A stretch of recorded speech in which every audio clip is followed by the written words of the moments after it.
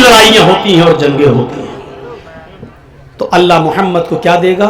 300 عربی گھوڑے، یعنی 313 جنگ بدر میں لڑنے والے صحابہ۔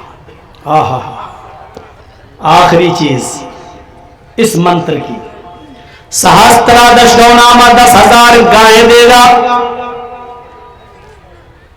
گائے سے مراد یہ گائے نہیں، گائے کا مطلب گائے بہت سیدھا جانور ہوتا ہے، حقیقت میں سیدھا ہوتا ہے۔ گائے کے اوپر لوگ اسکولوں میں بچوں سے ایسے بھی لکھواتے ہیں، نبند لکھواتے ہیں، اور جب کوئی شریف انسان کی مثال دینا ہوتی ہے کہ تو وہ بہت شریف ہے بیچارہ، بالکل سیدھا ہے جیسے اللہ میاں کی گائے ہے، لوگ مثال دیتے ہیں ارے وہ تو اللہ میاں کی گائے ہے۔ گائے کا مطلب بہت سیدھا۔ اللہ محمد کو ماما کو 10,000 گائے دے گا، مطلب اتنے سیدھے لوگ دے گا کہ جو محمد رسول اللہ کتنے آگیاکاری ہوں گے کہ نبی اگر ایک حکم دے دیں گے تو وہ مان لیں گے۔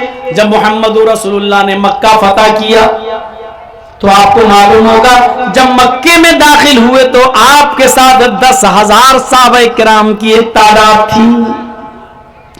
10,000 صحابہ کرام مکے کے اندر داخل ہوتے ہیں۔ محمد رسول اللہ صلی اللہ علیہ وسلم مکے میں داخل ہونے کے بعد، مکے کو اپنے کنٹرول میں لینے کے بعد، مکے پر اپنا نینترن جمانے کے بعد، مکے پر قبضہ کرنے کے بعد، مکے کو اپنے ہاتھ میں لینے کے بعد، آپ سب سے پہلے خانہ کعبہ میں گھستے ہیں۔ خانہ کعبہ میں گھستے ہی سب سے پہلے وہاں رکھی ہوئی 360 مورتیوں کو ہٹاتے ہیں۔ الرحیق المختوم پڑھیے شیخ صفی الرحمان مبارک پوری رحمت اللہ علیہ کی۔ آپ نے حضرت علی کا کاندھا چوائس کیا۔ حضرت علی نے اللہ کے نبی کو اپنے کاندھے کے اوپر سوار کر لیا۔ نبی اکرم کے ہاتھ میں چھڑی تھی۔ اللہ کے نبی خانہ کعبہ میں گھس جاتے ہیں اور جہاں 360 بت رکھے ہوئے تھے وہاں سے ایک ایک بت کو ہٹاتے جاتے، ایک ایک بت کو چھڑی سے مارتے جاتے، وہ بت زمین پر گرتا جاتا، ٹوٹتا جاتا، ایک ایک بت کو گراتے جاتے اور یہ کہتے جاتے جاء الحق وزهق الباطل ان الباطل کان زہوقا۔ حق آ گیا اور باطل مٹ گیا اور باطل کو تو مٹنا ہی تھا۔ حق آ گیا اور باطل مٹ گیا اور باطل کو تو مٹنا ہی تھا۔ میرے پیارے بھائیوں، یہ تھا جناب محمد رسول اللہ صلی اللہ علیہ وسلم کا سب سے پہلا کام۔ جب آپ نے خانہ کعبہ سے ان بتوں کو صاف کر دیا ہے اور خانہ کعبہ کو پاک کر دیا، رب کی توحید قائم ہو گئی، تو وہاں آپ نے پہلے 2 رکعت نماز پڑھی اور نماز پڑھنے کے بعد جب آپ صحابہ کرام کے ساتھ خانہ کعبہ سے باہر نکلتے ہیں، کافر ڈرے ہوئے، حضرت سعد کی زبان سے یہ جملہ نکل گیا، اے کافرو آج تیار ہو جاؤ تمہیں مارا جائے گا، اے کافرو تیار ہو جاؤ مرنے اور کٹنے کے لیے، تم نے ہمیں مارا، تم نے ہمیں مکے سے نکالا، ہماری زمین و جائیداد سے ہمیں بے دخل کیا، ہمارے بچوں کو تم نے قتل کیا، تم نے بہت ظلم کیے، آج انتقام کے لیے تیار ہو جاؤ، جنہوں نے ہمارے بچوں کو مارا، ہمارے بڑوں کو مارا، آج ہم ان کو بھی قتل کریں گے، تیار ہو جاؤ قتل ہونے کے لیے۔ حضرت سعد کی زبان سے جملہ نکل گیا، اليوم یوم الملحمہ، آج کا دن تو ٹکڑے ٹکڑے کر دینے کا دن ہے، ملحمہ لحم سے بنائے، آج کا دن تو گوشت کے ٹکڑے ٹکڑے کر دینے کا دن ہے، آج کا دن تو بوٹیاں بوٹیاں کر دینے کا دن ہے، آج کا دن تو مارنے اور کاٹنے کا دن ہے، اے کافرو آج ہم تمہیں کاٹیں گے۔ اللہ کے نبی دوسری طرف بیٹھے ہیں، وہ کہتے نہیں نہیں اے کافرو تمہیں ڈرنے کی ضرورت نہیں ہے، ساتھ غلط بول رہے ہیں، آج کا دن کوئی ٹکڑے ٹکڑے کر دینے کا دن نہیں ہے، آج کا دن کسی کو قتل کر دینے کا دن نہیں ہے، آج ہم کسی کو نہیں ماریں گے، بل الیوم یوم المرحمہ، آج کا دن تو رحم و کرم کا دن ہے، آج کا دن تو عفو درگزری کا دن ہے، آج کا دن تو ایک دوسرے کو معاف کرنے کا دن ہے، آج کا دن تو ایک دوسرے کو گلے لگا लगाने का दिन है। नहीं नहीं, तुम बेफिक्र रहो, तुम इसी मक्के में रहोगे, तुम्हें कोई नहीं मारेगा। हाँ, लेकिन अपने जुर्मों की माफी मांग लो। मुझे पता चलना चाहिए कि किसने क्या जुल्म किया था, क्या जुर्म किया था। आओ आओ मुझसे माफी मांगो, मैं तुम सबको माफ करने के लिए तैयार हूं। एक आया, मैंने ये जुर्म किया, आपने कहा जाओ मैंने तुम्हें माफ कर दिया। दूसरा, मैंने फला को कत्ल किया, जाओ मैंने तुम्हें भी माफ किया। एक और शख्स आता है, आपने कहा तुमने क्या किया? कहने लगा मोहम्मद अगर ना सुने तो बेहतर होगा।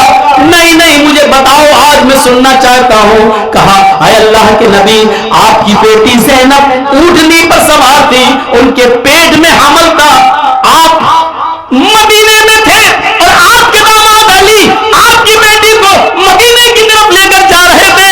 बेटी ज़ैनब के पेट में बच्चा था, मैंने तीर ऊँटनी को मारकर जख्मी करना चाहा, लेकिन गलती से वो तीर ज़ैनब के पेट में लग गया था।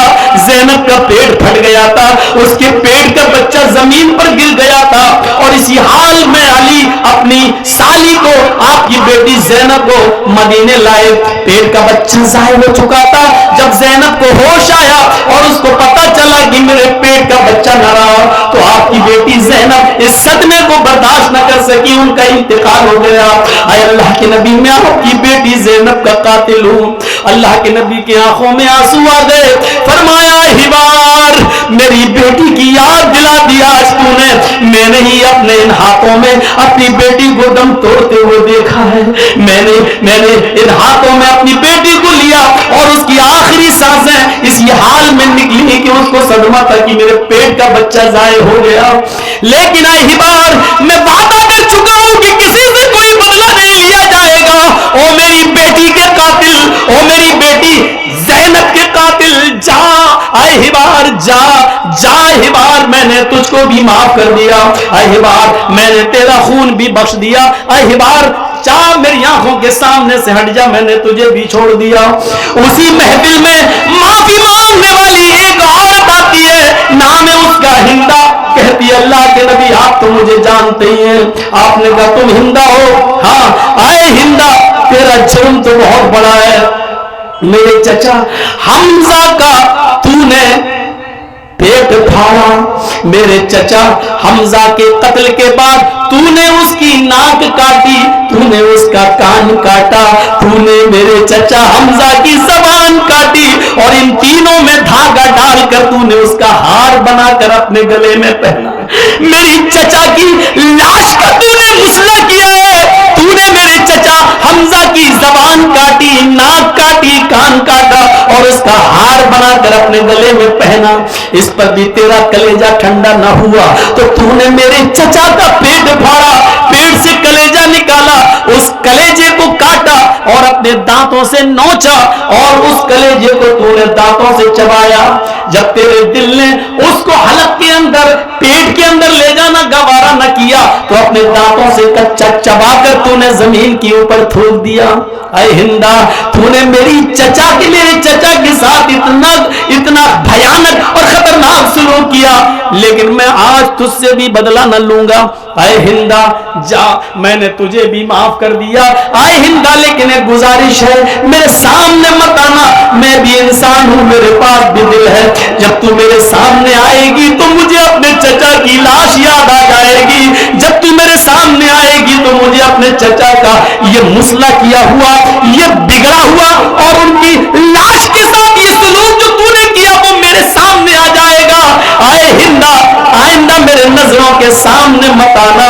आए हिंदा, जब तू मेरी आंखों के सामने आएगी तो मुझे मेरे चचा की याद आ जाएगी। ये कहकर आपने हिंदा को भी माफ कर दिया। ये अलग बात है कि हिंदा बाद में इस्लाम ले आती है। मेरे प्यारे साथियों, आपने एक एक करके सबको माफ कर दिया। जब अल्लाह के नबी ये कह रहे थे कि आज मैं किसी से इंतकाम नहीं लूंगा, तो ये 10,000 साहबा इतने सीधे थे कि खामोश होकर कहने लगे आपका फैसला सर आंखों पर, जो आपने फैसला कर दिया वो मुझे तस्लीम है, जो आपने फैसला कर दिया वो मुझे कबूल है। मैं अपने माँ बाप का, मैं अपने बेटों का, अपनी औलाद का मैं भी बदला न लूंगा। मेरे भाइयों, 10,000 गाय से मुराद ऐसे 10,000 साहबा جو نبی اکرم پر اپنی جان نچھاور کریں گے اور ان کے حکم کے آگے اپنے سر تسلیم خم کر لیں گے. یہ 10,000 گائے سے مراد یہ ہے.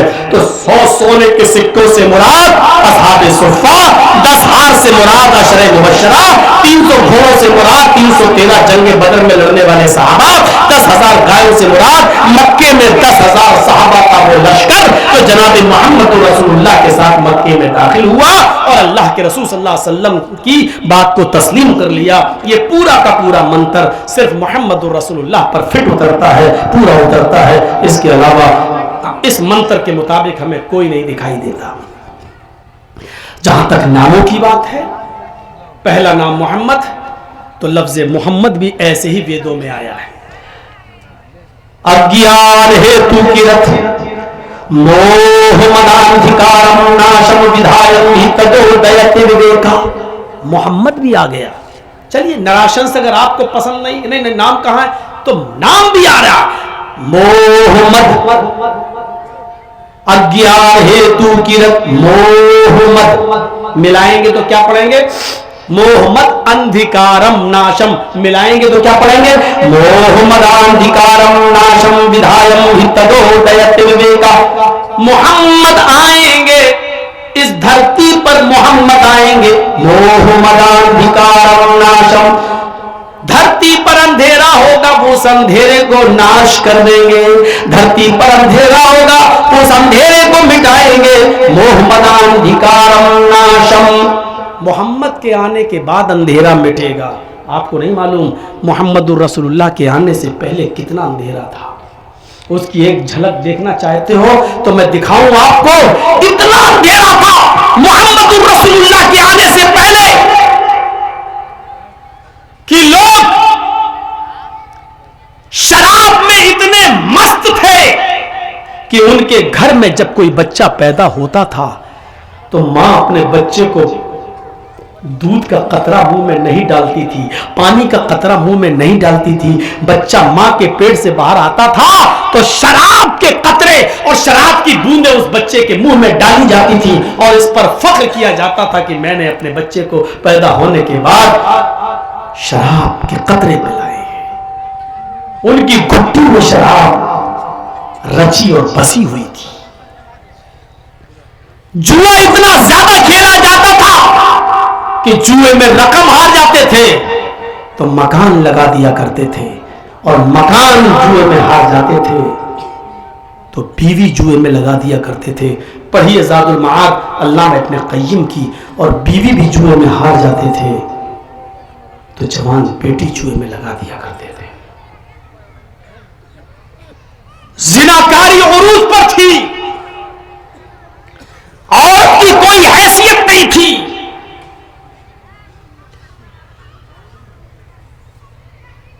بچی کے پیدا ہونے کے بعد ظالم باپ 4 سال تک بچی کو اپنے گھر میں پالتا تھا، 4 سال تک پوستا تھا، بڑا کرتا تھا، اور 4 سال کی ہو جانے کے بعد بیوی سے کہتا تھا کہ بچی اب 4 سال کی ہو گئی ہے، اب اس کو ہم دفن کریں گے.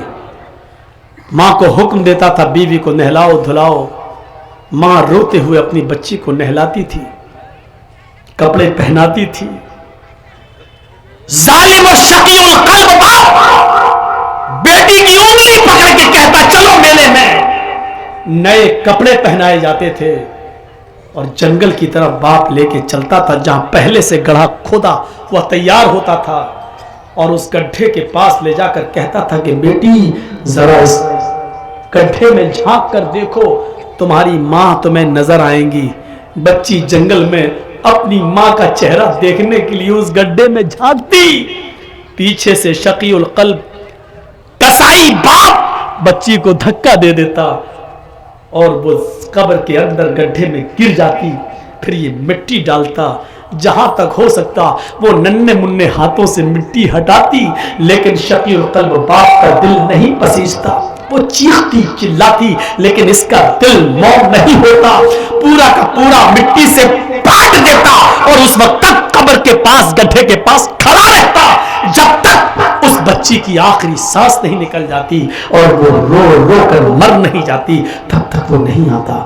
اور مر جانے کے بعد پھر اپنی قوم میں آتا, شراب کی بوتل اٹھا کر ہنستے ہوئے فخر کے ساتھ کہتا کہ آج میں نے اپنی بیٹی کو دفن کر دیا. اس سے زیادہ شقی القلبی کیا ہوگی, اس سے زیادہ اندھکار کیا ہوگا, اس سے زیادہ اندھیرا کیا ہوگا. آج بھی بچے مارے جاتے ہیں ماں کے پیٹ میں.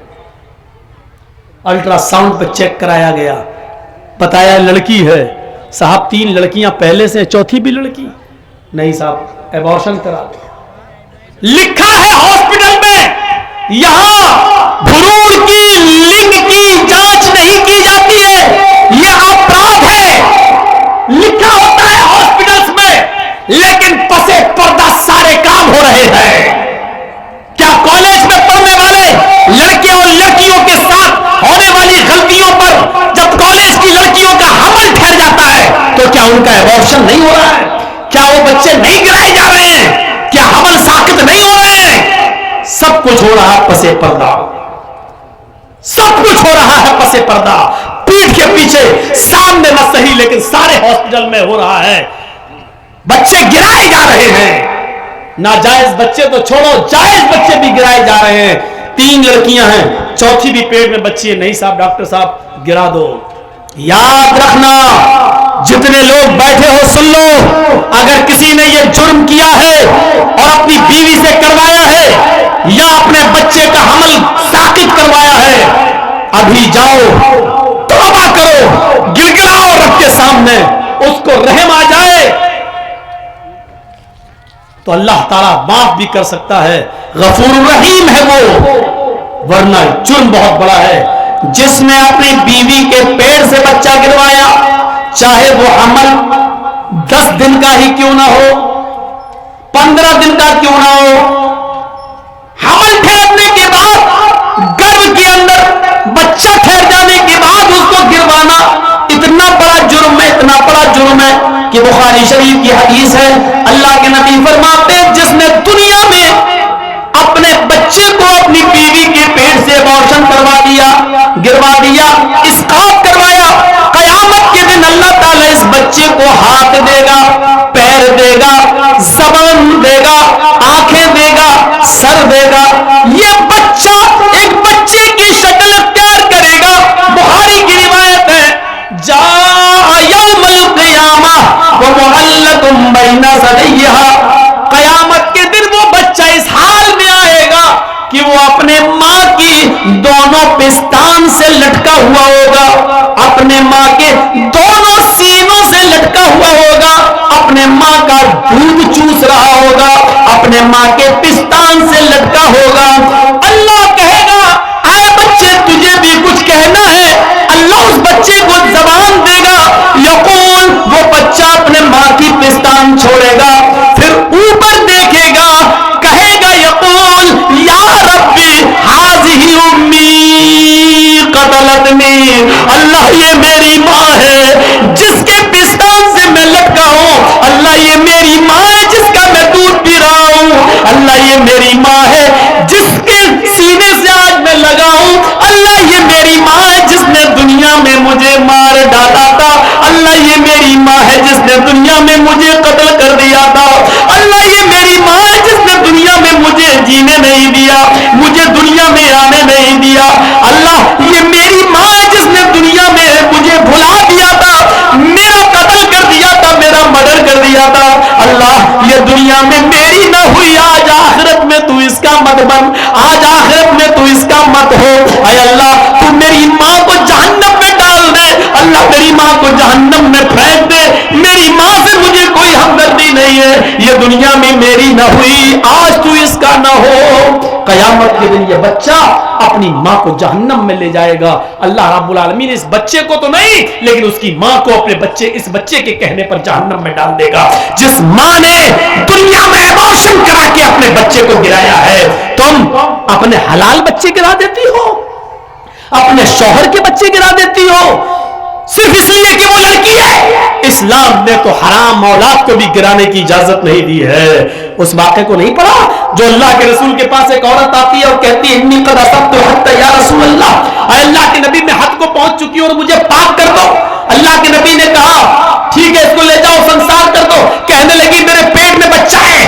آپ نے کہا پھر تجھے ابھی سنسار نہیں کیا جائے گا, جاؤ جب بچہ پیدا ہو جائے تب آنا. بچے کو لے کر آئی گا, اب تو پیدا ہو چکا ہے. آپ نے کہا اس بچے کے ہاتھوں میں تیرا دودھ لگا ہوا ہے, مطلب اس بچے کو تیرے دودھ کی ضرورت ہے. جب تک وہ تیرا دودھ پیے گا تجھے قتل نہیں کیا جائے گا. جب وہ تیرا دودھ چھوڑ دے اور روٹی کھانے لگے تب تجھے قتل کیا جائے گا. اسلام تو حرام اولاد گرانے کی اجازت نہیں دیتا, تم تو اپنے حلال اولاد گرا دیتی ہو. قیامت کے دن یہ عورتیں بہت سخت عذاب میں مبتلا ہوں گی جنہوں نے دنیا میں اپنے بچوں کو گروایا ہے. حمل ٹھہرنے کے بعد چاہے وہ ایک دن کا ہی کیوں نہ ہو, حمل ٹھہر گیا, رپورٹ میں آ گیا کہ حمل ٹھہر گیا, اب آپ بچے کو نہیں گرا سکتے ہیں, ایبارشن نہیں کرا سکتے ہیں. وہ الگ بات ہے کہ کوئی مصیبت ہو جائے اور ماں یا بچے میں سے کسی ایک کو بچانا پڑے, تو ایسی صورت میں تو پھر ماں کی جان بچائی جائے گی. وہ مجبوری کی ایک الگ کنڈیشن ہے, لیکن بغیر کسی مجبوری کے صرف اس لیے کہ 3-4 بیٹیاں پہلے سے, یہ چوتھی بھی میری بیٹی, ہم جہیز کہاں سے لائیں گے, نہیں گرا دو, اب نہیں چاہیے مجھے, صرف اس لیے گرا دیتی ہو تو عذاب کی مستحق ہوگی, عذاب کی مستحق. تو میرے بھائیوں ہمیں بچنا چاہیے. یہ اندھیرا تھا عرب کے اندر کہ لڑکیوں کو زندہ دفن کر دیا جاتا تھا. شادی جانتے ہو کیسے ہوتی تھی؟ شادیوں کا رواج بہت برا تھا. ایک لڑکا کسی لڑکی سے شادی کر کے لاتا تھا. پڑھیے بخاری کتاب النکاح, زمانے جاہلیت کی نکاح پر نظر ڈالیے. ایک لڑکا کسی لڑکی کو نکاح کر کے لاتا تھا, لیکن اس کے ساتھ رات سوتا نہیں تھا, جس کو ہماری زبان میں بولا جاتا ہے شب زفاف نہیں مناتا تھا, اور جس کو ہماری عام بھاشا میں بولا جاتا ہے سہاگ رات, وہ لڑکا اپنی بیوی کے ساتھ نہیں مناتا تھا. شادی کر کے لایا, ودا کر کے لایا, رخصتی کر کے لایا, گھر میں لایا, لیکن نہیں ملتا تھا, بلکہ وہ لڑکا, وہ پتی, وہ دولہا اپنی بیوی کو اپنے دوست کے حوالے کر دیتا تھا اور کہتا تھا کہ لو جاؤ تم اس کے ساتھ اور اس کی شرمگاہ حاصل کرو, یعنی اس کے ساتھ زنا کرو. اور جب اس کے دوست سے یہ بیوی حاملہ ہو جاتی تھی, یہ لڑکی حاملہ ہو جاتی تھی, تب پتا چلتا تھا حاملہ ہو گئی, تب یہ اصلی پتی جاتا تھا اور اپنے دوست سے اپنی بیوی کو لے کر آتا تھا. اور ایسا اس لیے کیا جاتا تھا تاکہ بچہ نیک پیدا ہو. بتائیے, ان کے ہاں نیک بچہ پیدا ہونے کا یہ تصور تھا کہ جب تک شوہر شادی کے بعد اپنی بیوی کو کسی دوست کے بستر پہ نہ بھیج دے اور اس سے حمل نہ ٹھہر جائے, تب تک اس بیوی کو اپنی بیوی کی طرح نہیں اپنایا جا سکتا ہے, اس سے ملا نہیں جا سکتا ہے. اور یہ اس سماج میں اس لیے ایسا کیا جاتا ہو کہ اس سے بچہ شریف پیدا ہو, تو وہاں کی شرافت آپ سمجھ سکتے ہیں. جیسے ہمارے ملک میں ایک دھرم ایسا بھی ہے جس کے بڑے بڑے گرو ننگے رہتے ہیں, مارکیٹ میں ننگے گھومتے ہیں اور عورتیں ان کے پیچھے پیچھے گھومتی ہیں. اور ایک جگہ جب وہ بابا بیٹھ جاتا ہے تو اس کے اوپر سر پہ دودھ ڈالتی ہیں. آج بھی یہ پرچلن ہے. اور وہ دودھ جب بہتا ہوا اس بابا کے مشین کے پاس آتا ہے, وہ گرو گھنٹال جو بنا بیٹھا ہے ننگا, جب بابا کی شرمگاہ کے پاس آتا ہے وہ دودھ اوپر سے, تو اس کو کٹورا لگا کے ایسے بھر لیتی ہے. اور وہ دودھ گربھوتی عورتوں کو پلایا جاتا ہے, حاملہ عورتوں کو پلایا جاتا ہے. کیوں؟ تاکہ بچہ نیک پیدا ہو. اندازہ لگاؤ, مشین کے پاس سے آیا ہوا دودھ اور کٹورے میں بھرا گیا ہو وہ دودھ جب گربھوتی عورت پیے گی تو بچہ کتنا شریف پیدا ہوگا, اس سے آپ اندازہ لگا سکتے ہیں. اس کی شرافت کا حال کیا ہے یہیں سے آپ اندازہ لگا سکتے ہیں. تو وہ ایسا ہوتا تھا. نکاح کا دوسرا طریقہ عرب کے اندر یہ تھا, نکاح کا دوسرا طریقہ عرب کے اندر یہ تھا کہ ایک ہی عورت کے پاس 3 سے اوپر اور 10 تک لوگ, 10 سے زیادہ نہیں, 10 تک لوگ آتے تھے. 3 بھی ہو سکتے ہیں, 4 بھی, 5 بھی, 6 بھی, 7 بھی, 8 بھی, 9 بھی, 10 بھی, 10 سے زیادہ نہیں. اس عورت کے پاس پورے سال جاتے ہیں. جب بچہ پیدا ہوتا تو وہ ان 10 کو, جتنے لوگ اس کے پاس آئے, وہ سبوں کو بلاتی اور کہتی کہ تمہارا معاملہ تو معلوم ہے, تم بھی ہمارے پاس آئے, تم بھی ہمارے پاس آئے, تم نے بھی ہم سے ملاقات کی, تم نے بھی ہم بستری کی, تم نے بھی ہمارے جسم سے کھلواڑ کیا, سب تمہیں تو معلوم ہے نا. سب کہتے ہاں. مجال نہیں تھی کہ نہ آئے کوئی, آنا پڑتا تھا. یہ سماج کا نیم تھا، آنا پڑتا. جتنے لوگوں نے اس عورت کے ساتھ جمع کیا، ہم مستری کی، زنا کے، سب آتے. وہ عورت کہتی اب یہ بچہ پیدا ہوا ہے، سب خاموش بیٹھے رہتے. اس عورت کو اختیار ہوتا، وہ بچہ اٹھاتی اور ان لوگوں میں سے جتنے لوگوں نے اس کے ساتھ زنا کیا، اپنا بچہ جس کی گود میں ڈال دیتی. یہ اس کی بیوی مان لی جاتی، وہ اس کا پتی مان لیا جاتا، اور اس کا بچہ وہی مان لیا جاتا جس کی گود میں ڈال دیا، یہ اسی کا بچہ ہے. یہ شادی کا دوسرا طریقہ تھا عرب کے اندر. بس تیسرا طریقہ اور سن لو. تیسرا طریقہ یہ تھا کہ گنتی کی کوئی تعداد نہیں تھی. عورت اپنے گھر میں ہری جھنڈیاں لگا لیا کرتی تھی. ہری جھنڈی کا مطلب پورے سال جو ان کے پاس آنا چاہے. یہ اس علاقے میں طوائف میں شمار نہیں ہوتی تھی، لیکن کام طوائف والا تھا. پورے سال آنے والے کسی آدمی کو منع نہیں کرتی تھی. 9 مہینے 10 مہینے کے بعد جب اس عورت کی کوکھ سے بچہ پیدا ہوتا تو جتنے لوگ اس سے ملے سب کو بلاتی، اور مجال نہیں کہ کوئی نہ آئے، سب کو آنا پڑتا. سب کو لائن سے بٹھا دیتی. خانہ کعبہ جو پہلے ان کے ہاتھ میں تھا، وہاں قیافہ شناس کو بلایا جاتا. وہ آتا اور اس سے کہا جاتا کہ اس بچے کی شکل دیکھو، ان لوگوں میں سے کس سے سب سے زیادہ مل رہی ہے. وہ دیکھتا، چیک کرتا، اور اتنے لوگوں میں جس آدمی سے اس بچے کی شکل سب سے زیادہ مل رہی ہوتی، قریب ہوتی، یہ اس کی گود میں بچہ ڈال دیتا اور اس عورت کو اس کے ساتھ بھیج دیتا. یہ شادی کا تیسرا طریقہ تھا. محمد اندھکارم ناشم، محمد آئیں گے تو اندھیرا ناش کر دیں گے. اب دیکھیے اسلام جب آتا ہے تو زمانے جاہلیت کے سارے نکاح ختم کر دیے جاتے ہیں، اور اسلام نے عورت کو اتنی عزت دے دی کہ اب نکاح کے لیے جب بیٹھ گیا دولہا، پہلی بات تو بارات کا تصور ہے نہیں، اب آ گئی تو بیٹھ گیا تو پہلے لڑکے کا نکاح نہیں ہوگا، پہلے لڑکی کا ہوگا. ایک وکیل، 2 گواہ لڑکی کے پاس جائیں گے، اس سے پہلے اجازت لیں گے، تمہارا نکاح فلاں کے ساتھ کیا جا رہا ہے، کیا تمہیں قبول ہے؟ وہ دستخط کرے گی رجسٹر پر، اور اس کا دستخط ہی یہ مان لیا جائے گا کہ اس کی اجازت ہے. پھر اس کے بعد لڑکے کا نکاح. یہ اسلام نے عورت کو عزت دی ہے. زبردستی کوئی کسی لڑکی کے ساتھ نکاح نہیں کر سکتا ہے. کچھ جاہل لوگ ایسے ہوتے ہیں، لڑکی کا نکاح کرنے گئے تو وہاں کہتے ہیں ہاں بیٹا فلاں کے ساتھ تمہارا نکاح ہو رہا ہے، تم نے قبول کیا؟ وہ بیٹھی ہے بیچاری شرم کی وجہ سے، اور یہ زبردستی ارے بولو بیٹا کیا، وہ شرما رہی ہے. اب بار بار کہلوا رہے ہیں بولو کیا. اب وہ بیٹھی ہے بیچاری. اب اس کی سہیلیاں بھی اس سے کہہ رہی ہیں بول دے ہاں ہاں بول دے. ارے جاہلو، زندگی بھر جاہل ہی رہو گے، پاگل رہو. جب حدیث میں ہے اذنھا سماتھا، اس کی خاموشی ہی اس کی اجازت ہے، تو کیوں زبردستی اس سے کہلوا رہے ہو؟ کواری ہے، باقرہ ہے، غیر شادی شدہ ہے، اس کا زبان سے بولنا ضروری نہیں ہے. ایک بار آپ اس سے پوچھئے کہ فلاں فلاں کے ساتھ تمہارا نکاح کیا جا رہا ہے، کیا تم اس لڑکے کے ساتھ نکاح تمہیں قبول ہے؟ بس ایک بار اس سے پوچھئے. وہ خاموش ہو جاتی ہے، وہی اس کی اجازت ہو گئی. مت پوچھواؤ زبردستی. وہ خاموش رہتی ہے تو سمجھ لو کہ وہ راضی ہے.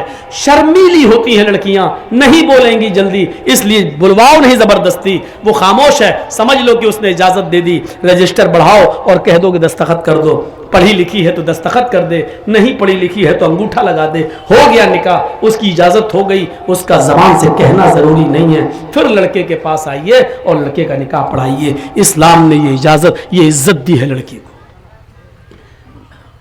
لڑکے والے کو پیغام بھیجنا پڑے گا لڑکی والے کے پاس. آج کل تو لٹس ہو رہی ہے. لڑکیوں کے ماں باپ پہلے ہی ہاں یہ لڑکا اچھا ہے، ان کے ماں باپ سے بات کر رہے ہیں، ٹھیک ہے بھائی میری بیٹی آپ کے لڑکے کے ساتھ نکاح. لڑکیاں والے آج جا رہے ہیں، جبکہ لڑکی والوں کو حق، ٹھیک ہے جا رہے ہیں، میں منع نہیں کر رہا ہوں، اجازت ہے جا سکتے ہیں، لیکن اسلام لڑکے والوں کو حکم دیتا ہے کہ وہ لڑکی کے سے رشتہ مانگیں، لڑکی کے ماں باپ کے پاس جائیں، ان سے لڑکی طلب کریں. اذا خطب الیکم من ترضون دینہ وخلقہ. اے لڑکیوں کے ماں باپ، لڑکیوں والوں، جب تمہارے پاس کسی लड़के का पैगाम निकाह के लिए आए, तुम्हारी बेटी से शादी के लिए आए, और उस लड़के का अखलाक तुम्हें पसंद हो, उस लड़के की दीनदारी तुम्हें पसंद हो, फज़व्विजू, तो अपनी बेटी का निकाह उस लड़के के साथ कर दो, इनकार मत करो। अगर नमाजी है, रोजदार है, बाअखलाक है, कमाता है, आपकी बेटी को खिलाने पिलाने की ताकत रखता है, बस इतना देख लो, अगर उसकी दीनदारी, उसका अखलाक तुम्हें पसंद आ जाए तो अपनी बेटी का निकाह उसके साथ कर दो। उस दीनदार लड़के का पैगाम ठुकराओ मत, उसको अपने घर से मायूस मत जाने दो, अपनी बेटी का निकाह उस लड़के के साथ कर दो। अगर दीनदार लड़के के साथ तुमने अपनी बेटी का निकाह नहीं किया, इल्लम तफअलूहु तकुन फितनतुन फिल अर्ज़ व फसादुन अरीज़, अगर नमाजी और दीनदार लड़के के आंखों से आंसू बह गए, उसका पैगाम तुमने ठुकरा दिया और लड़की का अपनी बेटी का निकाह उसके साथ नहीं किया, उसके रिश्ते को अगर भगा दिया या नहीं किया, तो जमीन में फितना फैल जाएगा। इल्लम तफअलूहु तकुन फितनतुन फिल अर्ज़, तो जमीन में फितना देखोगे, व फसादुन अरीज़, और लंबा चौड़ा फसाद। आज देख लो तलाकों की कितनी नौबतें हैं, क्योंकि हमने जेंटलमैन देखा है, हीरो देखा है, जमीन और जायदाद वाला देखा है, दीनदार नहीं देखा है। सुप्रीम कोर्ट का बयान है कि सबसे ज्यादा हमारे यहाँ तलाक के केस पेंडिंग में पड़े हुए हैं, तलाक के केस पेंडिंग में पड़े हुए हैं, और तलाक के केस 3 करोड़ की तादाद में है। तलाक के केस कितने हैं सुप्रीम कोर्ट में? सुप्रीम कोर्ट ने कहा 3 करोड़ तलाक के केस पेंडिंग में हैं, और इन 3 करोड़ तलाकों में 2 करोड़ से ज्यादा सिर्फ मुसलमानों के केस हैं, सिर्फ मुस्लिम औरतें और मुस्लिम मर्दों के केस हैं जो सुप्रीम कोर्ट में पेंडिंग पड़े हुए हैं। आप आइडिया लगा सकते हैं, मुसलमानों की तादाद तो हिंदुस्तान में इतनी ज्यादा नहीं है, सब मिलाकर 3 करोड़ तलाक के केस पेंडिंग में, और 3 करोड़ में 2 करोड़ से ज्यादा सिर्फ मुसलमानों के केस। इससे आप अंदाजा लगाइए कि मुसलमानों ने दीनदारी देखना शुरू नहीं किया है, दीनदारी को देखना छोड़ दिया है। चाहे लड़के वाले हों, लड़की में दीनदारी नहीं देख रहे हैं, लड़की वाले लड़कों में दीनदारी नहीं देख रहे हैं, इसलिए तलाकों पर नौबतें आ रही हैं, जो हमारे लिए बहुत बड़ा अलमिया है और दर्द सर है। इसको हमारे समाज और सोसाइटी को सोचना पड़ेगा और देखना पड़ेगा। तो मेरे प्यारे साथियों, अल्लाह के नबी का नाम मोहम्मद भी आ गया, अंधेरे को नाश करेंगे, और आपने अंधेरे को नाश कर दिया।